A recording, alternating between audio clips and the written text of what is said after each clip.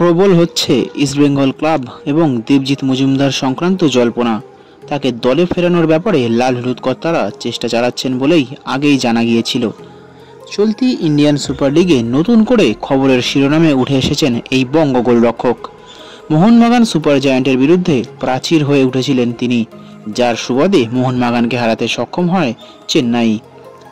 আসন্ন মৌসুমে একাধিক টুর্নামেন্ট খেলবে লাল হলুদ ব্রিগেড। সেই কারণে দীর্ঘ সিজনের জন্য ভালো মানের একাধিক গোলরক্ষক প্রয়োজন লাল হলুদ দলে। গিল দুরন্ত পারফরমেন্স করলেও সব ম্যাচে তাকে নামালে তার উপরে বাড়তি চাপ সৃষ্টি হতে পারে। এছাড়াও চোটাঘাতের কথা মাথায় রেখে প্রথমে শ্রমিক মিত্রের উপরে ঝুঁকেছিল লাল হলুদ, কিন্তু তাকে না পেয়ে দেবজিতের ওপরেই ভরসা রাখছে মশাল বাহিনী। তার সাথে কথাবার্তা প্রায় চূড়ান্ত বলাই চলে। সবকিছু ঠিকঠাক যদি থাকে তাহলে আসন্ন মরশুমে লাল হলুদের হয়ে তৃতীয় চ্যাপ্টার শুরু করতে চলেছে এই বঙ্গ গোলরক্ষক দেবজিৎ মজুমদার।